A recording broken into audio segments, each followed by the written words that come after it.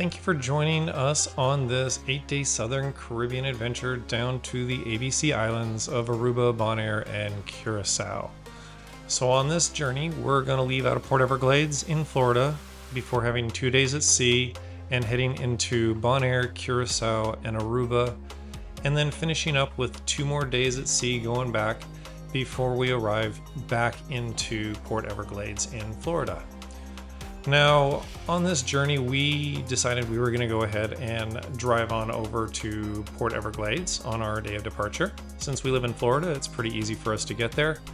We went ahead and went into the Port Everglades Palm Garage because it was right near the terminal that we were going to be departing out of. Terminal 21 is normally used by the Bonaire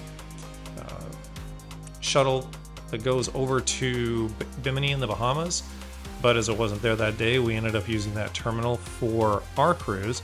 Unfortunately, we did not return to this terminal. We ended up returning back over to Terminal 2 on the opposite side, necessitating a shuttle back over to where we parked on the day that we returned back, which was a little bit delayed and really inconvenient, and kind of the second time Princess has done this to us, unfortunately.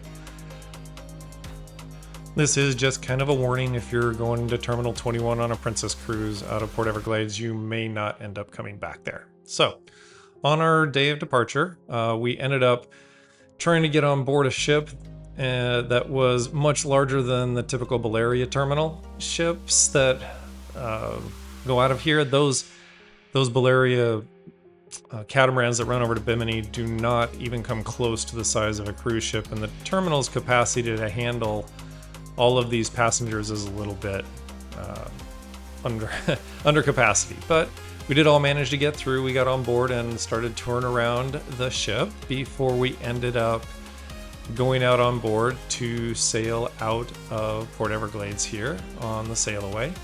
It's always nice when we ended up coming out of here, but that's the reason we were at Terminal 21 there. Was the Star Princess was over in Terminal 2 and not making it available for the Majestic Princess. Since it is a much larger cruise ship with a larger capacity, it kind of made sense for Princess to do that. The sail out was very nice. It was just a nice little pleasant cruise out of the harbor here. I'm not sure why that little fishing boat was hanging out in the middle of the harbor, but that's all right. The sail out of the harbor ended up kind of getting marred.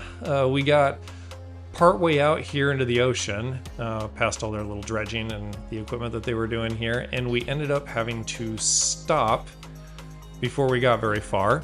There was a medical emergency on board, and the Majestic Princess ended up having to wait for the other cruise ships to get out of the port, and they ended up returning back over to Terminal 2. So here's your foreshadowing of where we ended up returning back to here. But, you know, second time's the charm. As we ended up coming back here, we get a little bit different view of Port Everglades from this terminal.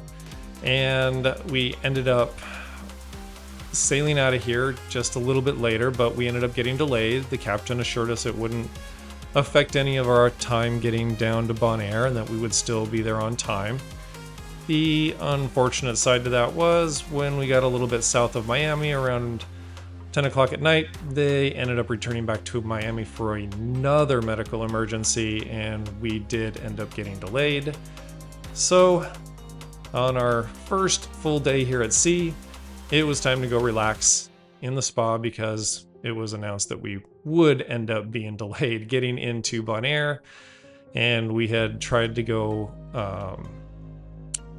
plan something to go over to Climb Bonaire to go snorkeling, and we were hoping that was still going to happen, but spoiler alert, we'll kind of get into that when we get to where we arrive into Bonaire.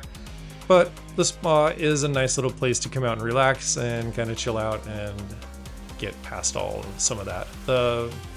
The thermal suite here that's on Princess, on the Majestic Princess, is actually a very nice place to come and relax. Plenty of beds, and never really too crowded at the times we went.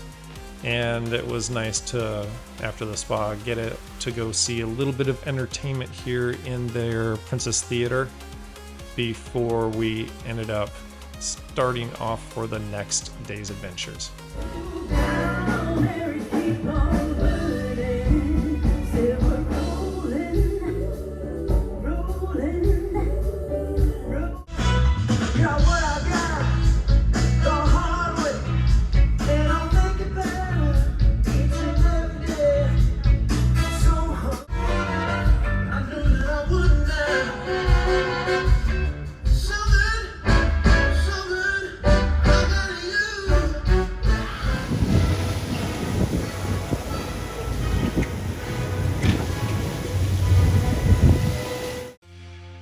Our next day was a day at sea, and it was just a simple, relaxing day at sea where I had ended up booking a 1-hour massage on board the Majestic Princess here, and they usually do a pretty good job in their spa for the massages, and it was just kind of a nice little relaxing thing before heading out to that night's stand-up comedy. Now, here's the thing, because it happens every single week on Princess. They have no idea what's going on. Most of the time, it's their first cruise, and whoever booked it for them just took their money and didn't care. And then they got here, and they didn't know what to expect. They walk on the boat, and it looked like the cast of Cocoon. And the best part about that joke is the young people don't even know what Cocoon is. They gotta Google it. Okay, let me put it to you like this. Do what you want to do, not what the person you came with wants to do. I feel like once you pay for an entire family to see dolphins, hell, that's your dolphin. Take him home. Our next day, we ended up arriving in Bonaire. Unfortunately, we arrived in Bonaire very late. I don't think we got off the ship until almost 2:30 in the afternoon. They ended up canceling a lot of their excursions, and we had planned to go over and grab the water taxi over to Klein Bonaire and do some snorkeling, just kind of as a little adventure. We're doing this cruise as a no excursion through the ship, just see what we can do right around town, and just go see the sights right near the cruise ship and what you can do for basically next to nothing. The water shuttle that goes over there is limited on the times that they go over to Klein Bonaire. I think their last shuttle leaves right around 2:15, 2:30 for the different shuttle services that go over there. There are multiple ones. The closest one you can get to is $25, and their last one leaves at about 2:15, 2:30. It's right here past Luciano's, where we decided to stop and get a little bit of ice cream and coffee on the way over to showing you where the closest shuttle would be over to Klein Bonaire. The shuttle service is $25 round trip per person. They take you over to Klein Bonaire, drop you off, and then they will come pick you up. And then the last pickup is at about 4:30. So, yep, the last trip over there is 2:15. So we did not make it in time for the last shuttle stop to go over to Klein Bonaire and do a little snorkeling, but we ended up doing a little walk through the town here. There are multiple places, so Epic Tours also does a shuttle service, and I think they're all $25 to go back and forth, but they also do have this really nice little public swimming platform here. You can just jump on out there. It's free to use. You can kind of hang out there if you just want to go swim in a nice little protected area here. It's just available for anyone to use. So if that's what you'd like to do for free, that's a very simple place to kind of jump over and go snorkel. And then again, over here, the $25 taxi, and that's the actual water taxi backing up there that kind of takes you back over to Klein Bonaire, which is a small uninhabited island across the bay that you can just hang out on the beach.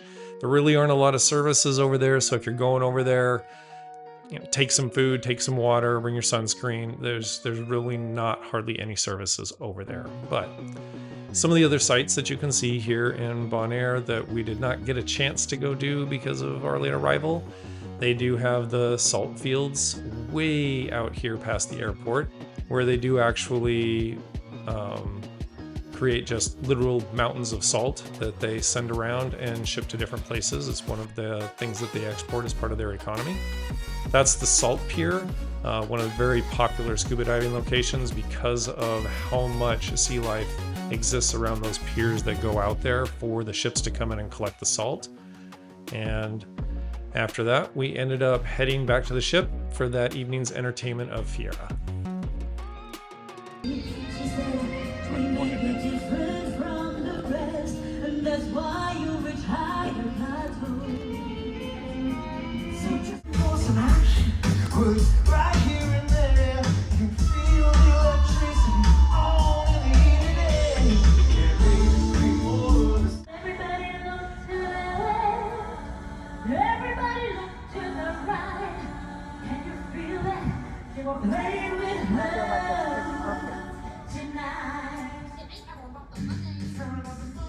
Person that gets easily offended, we will leave the next 10 to 15 seconds for you to start moving your sensitive ass toward the door. Okay, good. Nobody moving? Let's start with something positive.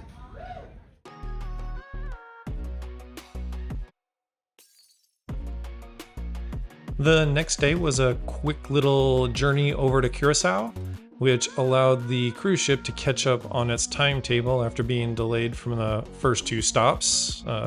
Unfortunately, back at the beginning of the cruise here. Curaçao is the capital of the ABC Islands. These are all three islands are Dutch owned. Curaçao is kind of the capital economic hub of these three islands. It is the largest and most populous island of the three. The island itself has all kinds of shopping, hotels, businesses. There's all kinds of stuff here. It's basically as popular as Aruba in the form of a lot of people that end up coming here. So it's easy to find services. So we just decided we go ahead and give you a quick little tour of the colorful buildings that exist here in Curaçao. Even the hotels that are around here follow this very colorful color scheme that kind of exists throughout the island. They do have this Riff Fort that is they've turned into a shopping and restaurant area. It's kind of a nice little center here where you can stop and grab coffee or some ice cream or pizza. We will end up actually coming back here towards the end of this video. We did end up eating at one of the restaurants here, and it was actually very good. The restaurant was actually better than I expected it to be for just being a little tourist area. The views from the top of the fort here are pretty decent. You can come out here and get a really good look at the town and of Willemstad. It's right here on the water. That floating bridge does pull out of the way so that ships can go through. You can see all the other ships on the other side of the bridge. It's just a floating bridge that pivots out of the way. They have a little motor here, and later in the video I'll give you a quick show of exactly how that bridge opens and closes. We were lucky enough to catch it right as it was closing up, so you get the idea here. There were actually two other smaller cruise ships that were in port, but on the other side of the bridge there, they used the in-city harbors. And it really is a floating bridge that does pretty much move as the water moves there. So just be aware when you go across it. There's a lot of stuff on both sides of that bridge. You can go shopping in a bunch of different places here. So don't have to worry about it. That is their really high bridge that actually does allow for larger ships to actually go back into the cargo terminal area back under that bridge there. The port of Curaçao, where the actual shipping, fuel, goods, and services all occurs, is back underneath that bridge in a huge harbor. So they end up going through there and heading back a little bit further into their large terminal cargo area. Back behind there, you can see some of those tanks all the way back in the background there for their oil. But we're going to go ahead and do a little walk through some of the town here. We ended up just cruising through the town and stopping in a little souvenir shops to maybe pick up something. We ended up finding you the ever popular Curaçao sign, and then stopped for a little bit of gelato on our way back over to the cruise ship here. But we've been to this place before. Cielo is actually really nice, really good gelato. It's very tasty, so we kind of make it a point to stay there. And then here is a sped up version of how the bridge works. There's a pilot house there on the end, and they've got a little motor that pulls the bridge open and closed. We kind of caught it here where he thought he was going to close, but nope, there was another boat coming through. So he ended up having to pause mid-close before he ended up coming back here and finishing up the process to get this all closed up here. So you can kind of see the little motor there that on the end of it that drags that bridge open and closed. So just so you get an idea there. And then it's very busy once it's been open for that long. It becomes a very crowded bridge for a few minutes. Now, here's where we ended up coming back to eat at the Ocean House.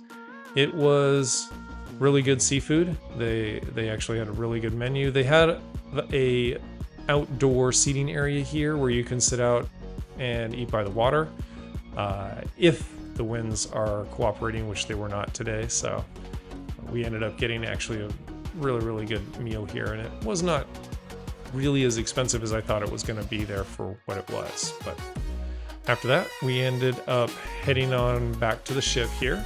We give you a couple little views as we head on back here of how the ship actually looks here as you walk on back. But that kind of ended our little excursion there in Curaçao before we headed on over to Aruba.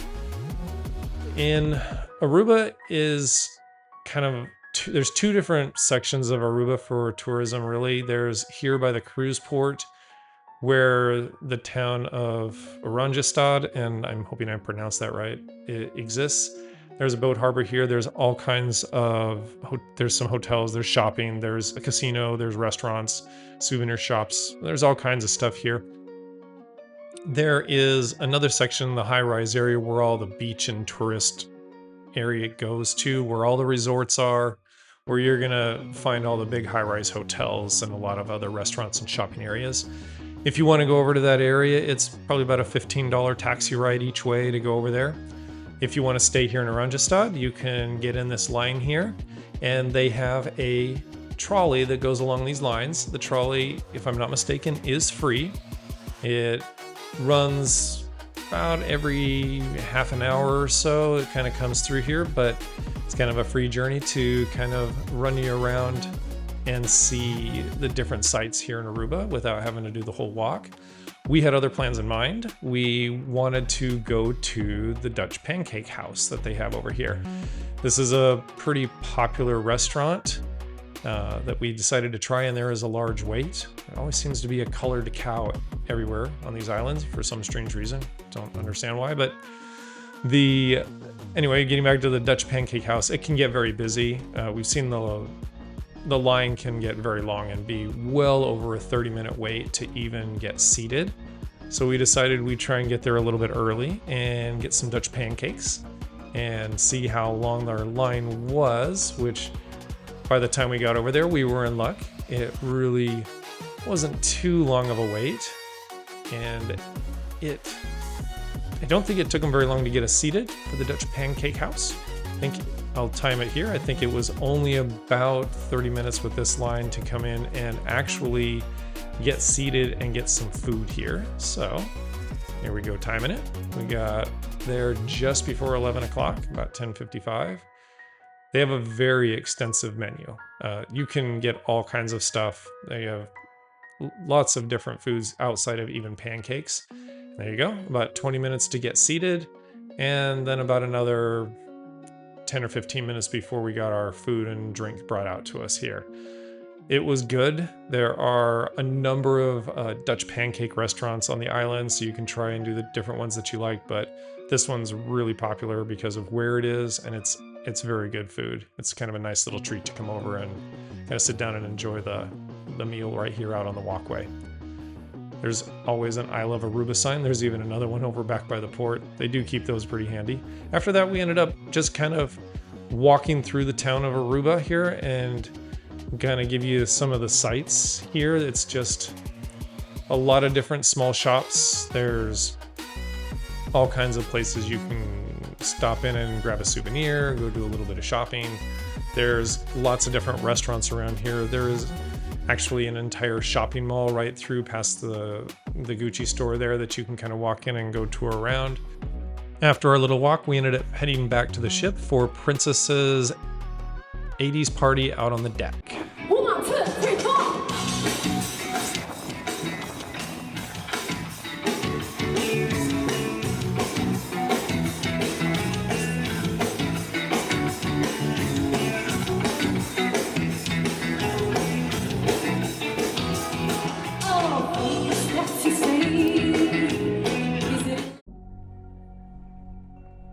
All right, so before we get going on our days back to Port Canaveral, I'm going to do a little bit of a food review here so everybody kind of knows what's available on board Majestic Princess and kind of give you my take as to how good or bad the different areas are.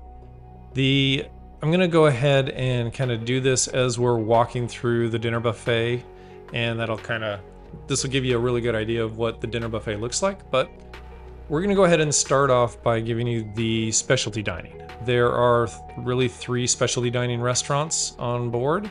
There's the Crown Grill, which is their steakhouse. They have Sabatini's, which is their Italian-inspired restaurant. And then they also have the Catch by Rudy, which is a seafood restaurant out in the main plaza. So each of these restaurants will probably run you right around $60 a person to go eat at. Now, there are 3 others that are considered casual dining restaurants. There is the Alfredo's Pizzeria. There is also the O'Malley's Irish Pub, which serves food, and the sushi bar that is the Ocean Terrace Sushi, which kind of sits out on its own in the main piazza, so that it kind of has a nice little view overlooking the main piazza.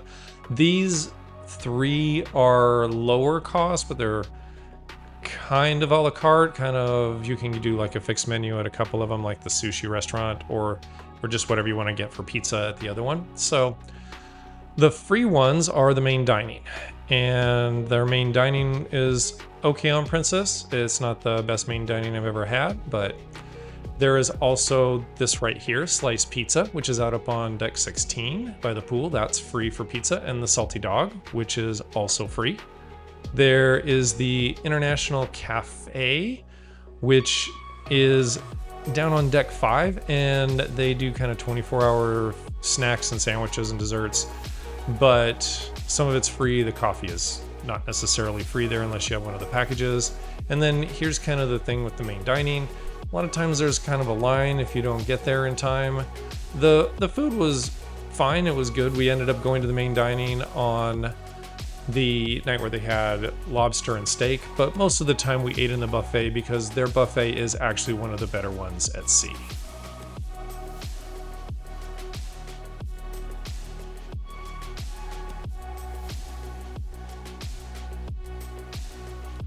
Our next day was the first of 2 days that we were going to spend at sea, getting back to Port Canaveral. And it was just kind of a nice little lazy day where we ended up hanging out and just ending up going to the entertainment that evening that they really had on board, both in the main theater and in a bunch of the lounges. So I'm going to kind of go over some of the entertainment that Princess does offer on board. The main theater offers theater shows. They're kind of their Broadway's inspired style shows where they have these different casts that are singers and dancers that'll come out during the main theater productions. Now, outside of that, Princess also offers different events throughout the day. They'll do stuff in Princess Live. This cruise ended up having a kind of a music celebration that was going on that was a special event for about 600 or 700 of the passengers, we were told, and they do have that. That was kind of took over a lot of the venues, unfortunately, and not everyone was a part of that, but they do have this really good live music that they do every night back here in the Crown Grill bar. There's vocalists and piano players that'll be back here. The comedians were actually very good on this ship. They had some really good stand-up comedians. They did both regular family shows and they did adult comedy as well later in the evening, so it was actually a really nice mix. It was a better stand-up comedy experience than we had experienced on a lot of the other Princess cruises. They also have other events that they do, kind of the the 80s deck party. They'll also have silent disco that they were running down in the main piazza. And like I said, they even ended up bringing on some fairly well-known stand-up comedians here that did a really fantastic job. So just kind of as an idea of kind of what you're going to get into on board here. That's good. That's good. Guy stopped me and said, "Hey man, I really like your drip." I'm like, I don't even know what part of my body that is. But I made sure my fly was up because it didn't sound like a compliment. Now, our final day at sea, we ended up just making it a real hanging out, lazy day by the pool. There were a lot of people hanging out on deck, and we chose instead to go into the Hollywood Conservatory here. It's their nice covered area that's pretty quiet, easy to hang out in, and it made it kind of just a nice little pleasant last day at sea here before we ended up returning back to Port Everglades very early in the morning, which ended up kind of causing a bit of a problem as we tend to walk off the ship since we just drive home. We just carry our luggage off and go, but they didn't have shuttles for us right away because we went to a different terminal and we ended up waiting for well over half an hour before we could actually get back to the terminal that we parked at. So hopefully some of this was helpful and kind of beneficial for you. And if you liked it, enjoyed it, please do not forget to like and subscribe. And thank you so much for watching.